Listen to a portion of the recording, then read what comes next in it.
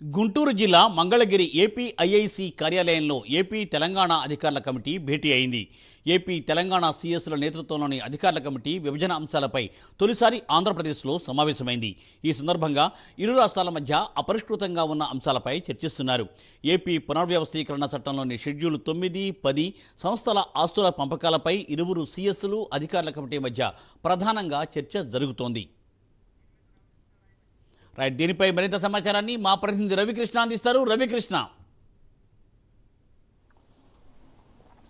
మూర్తి, కొద్దిసేపటి క్రితమే మంగళగిరిలో ఉన్నటువంటి ఏపీఐఐసి కార్యాలయంలో ఉభయ రాష్ట్రాలకు సంబంధించి, తెలుగు రాష్ట్రాలకు సంబంధించి అటు తెలంగాణ సీఎస్, అదేవిధంగా కూడా ఏపీకి సీఎస్ ఇద్దరే అధ్యక్షతన కూడా భేటీ అనేది జరిగింది. ప్రధానంగా కూడా ఏదైతే గత కొంతకాలం నుంచి, అంటే రాష్ట్ర విభజన జరిగిన దగ్గర నుంచి అపరిష్కృతంగా ఉన్నటువంటి సమస్యలు ఏవైతే, ఇరు రాష్ట్రాల మధ్య ఉన్న సమస్యలు ఏవైతే ఉన్నాయో వాటి మీద ఒక సాధికారికంగా కూడా ఒక ఫ్రెండ్లీ వాతావరణంలో వాటిని అన్నింటినీ కూడా నెరవేర్చే దిశగా కూడా ఈ సమావేశం ఉన్నట్లుగా కూడా తెలుస్తుంది. ప్రధానంగా కూడా రాష్ట్రం ఎప్పుడైతే విభజన జరిగిందో, విభజన జరిగిన నాటి నుంచి ముఖ్యంగా కూడా ఏపీకి సంబంధించినటువంటి ఆస్తులు ఏవైతే ఉన్నాయో అవి హైదరాబాద్లో ఆర్టీసీకి సంబంధించినవి కానీ, యూనివర్సిటీలకు సంబంధించిన ఆస్తులు కానీ ఇవి హైదరాబాద్లో ఉన్నాయి. అదేవిధంగా కూడా అక్కడ ఈ ఏదైతే తెలంగాణకు సంబంధించి తెలంగాణ ఏపీకి పెద్ద ఎత్తున కూడా ఈ కరెంటు ఛార్జీల విషయంలో, కరెంటుకు సంబంధించి పెద్ద ఎత్తున కూడా బకాయిలు ఉన్నటువంటి నేపథ్యం. ఈ నేపథ్యంలోనే గత 10 ఏళ్ల నుంచి కూడా సరైనటువంటి సహకారం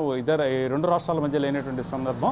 ఈ తర్వాత ఎప్పుడైతే కొత్త ప్రభుత్వం ఇటు పక్కన చంద్రబాబు నాయుడు, అటు ఈ రేవంత్ రెడ్డి ఈ సీఎంలు అయినటువంటి తర్వాత ఈ రెండు రాష్ట్రాల మీద సహృద్భావ వాతావరణంలో చర్చలు జరగాలి అనే ఉద్దేశంతో మొట్టమొదటిసారి జూలై 5వ తేదీన భేటీ అవ్వడం జరిగింది.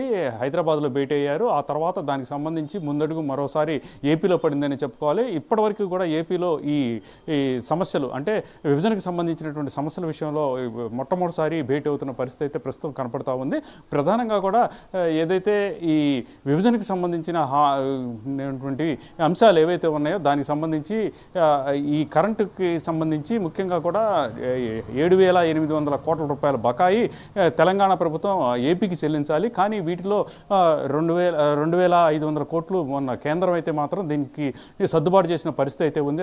అదేవిధంగా కూడా ఈ ప్రాజెక్టులు 15 ప్రాజెక్టులు ఉన్నటువంటి నేపథ్యంలో వాటికి సంబంధించి వాటిని ఎలా డిస్ట్రిబ్యూట్ చేసుకోవాలనేది, అదేవిధంగా కూడా కొంత ఈ ఉద్యోగులకు సంబంధించిన అంశాలు ఇవన్నీ కూడా ఈ చర్చలో వచ్చేటువంటి అవకాశం అయితే ఉన్నది.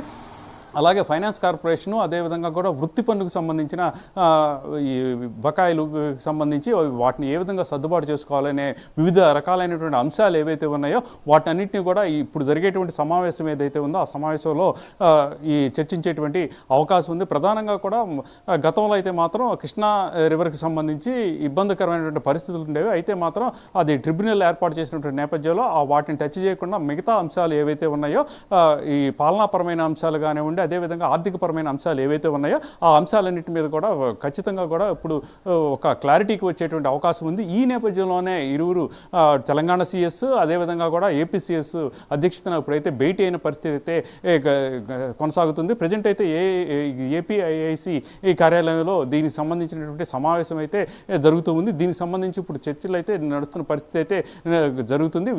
ఏ ప్రభుత్వం, అంటే ఏ గవర్నమెంట్కి సంబంధించి కాకుండా కూడా ఏపీకి సంబంధించి, అదేవిధంగా తెలంగాణ ప్రభుత్వానికి సంబంధించి మధ్య ఉన్నటువంటి ఇబ్బందికరమైనటువంటి అంశాలు ఏవైతే ఉన్నాయో ఆ ఇబ్బందికరమైన అంశాలన్నింటినీ కూడా ఖచ్చితంగా కూడా మాట్లాడుకోవటం, పరిష్కరించుకోవటమే దిశగా కూడా ఈ సమావేశం నడుస్తున్నట్లు తెలుస్తుంది.